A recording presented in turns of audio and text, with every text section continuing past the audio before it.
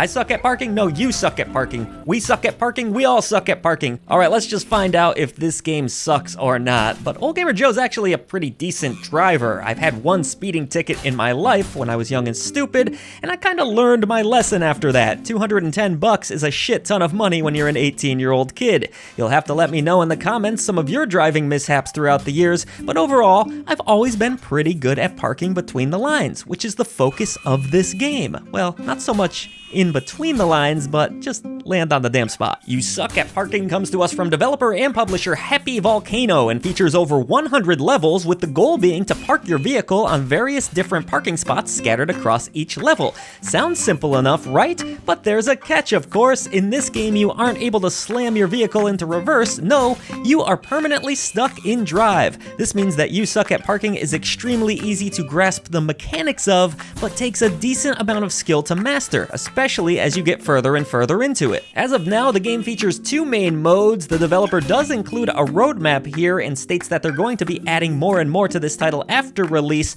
but for now there is a career campaign which has you traveling through different islands, and you also have an online mode. Sadly, I wasn't able to test the online mode for this review as I couldn't get any players into a room, but it does allow for up to 7 players, and it looks fun, but can't really add much more to that. Look, I'm gonna be honest with you, I was a bit of an angsty teen. I bombed my learner's permit test. It was really sad, actually. I didn't realize you had to do any studying, and I totally flopped it and had to go back the next time I learned my lesson. You Suck at Parking is very easy to learn, but just like driving, difficult to master. Accelerating is done by simply holding down the right trigger if you're using an Xbox controller, as I was. You use the left stick to steer, and you brake with the left trigger, all while trying to dodge and weave your way around various obstacles that are scattered across the different courses. These can range from giant magnets that pull you in different directions to flaming hot guardrails that will destroy your car on impact. There's even little bouncy pads and speed boosts that just make things wild and crazy like an arcade game should be. Generally speaking, each level consists of 2 to 3 parking spots to find, and adding to the challenge is a timer along with a limited amount of fuel in your vehicle.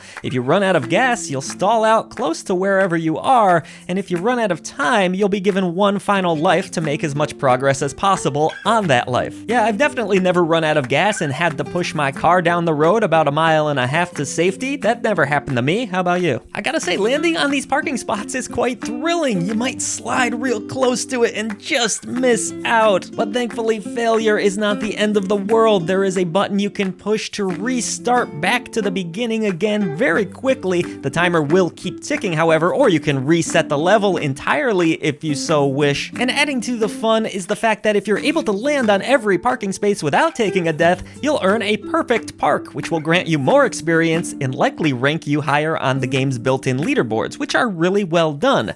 This XP will rank up both your player level and your parking pass. This allows you to unlock more fun cosmetics for your vehicle. How do you feel about bumper stickers on cars, by the way? Silent Signs can't stand them for some reason. I'm kind of indifferent. Anyways, this does lead me to the part of the game that gave me a little bit of road rage, and that's the microtransactions. My stomach dropped to my butt as I entered the in-game store. The developers weren't asking for my license and registration. They wanted cold hard cash. You can pay $11 USD for a full parking pass, or there are various other packs that include certain cosmetics. The whole system felt a bit dirty and unnecessary, and while certain cosmetics could be unlocked through gameplay, it was pretty difficult to do, and some of them didn't seem to unlock for me at all. I just didn't like this system. It feels unnecessary. Thankfully, these practices, which will without question piss off a lot of players, didn't change the fact that You Suck at Parking is extremely fun to play. I loved wheeling around each well-designed level. That fast reset that I touched on earlier adds to the addiction. Had a bad run? It's no problem whatsoever. You can start over with the press of a button. The level design and fluid controls work in tandem to create an addictive, fun arcade experience with plenty of levels and challenges to overcome.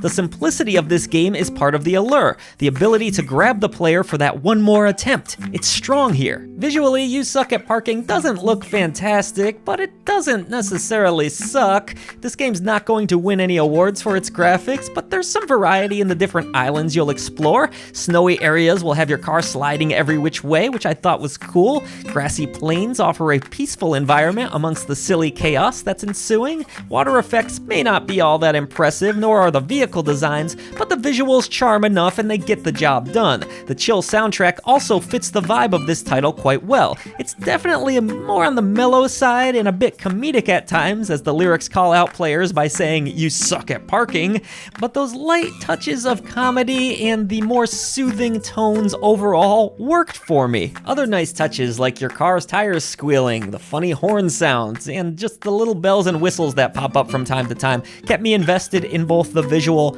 and sound design throughout. So You Suck at Parking is ultimately an enjoyable indie arcade experience that offers a simple premise backed by great execution. The levels are mostly well designed and things control great throughout. The visual and audio presentation works well to create a chill yet addicting experience. While I could have done without the bizarre microtransactions, which did leave a sour taste in my mouth, I do still think this game is worth checking out. And with the promise of future updates such as more levels, new biome, and special challenges, You Suck at Parking doesn't suck at all. It's pretty sweet.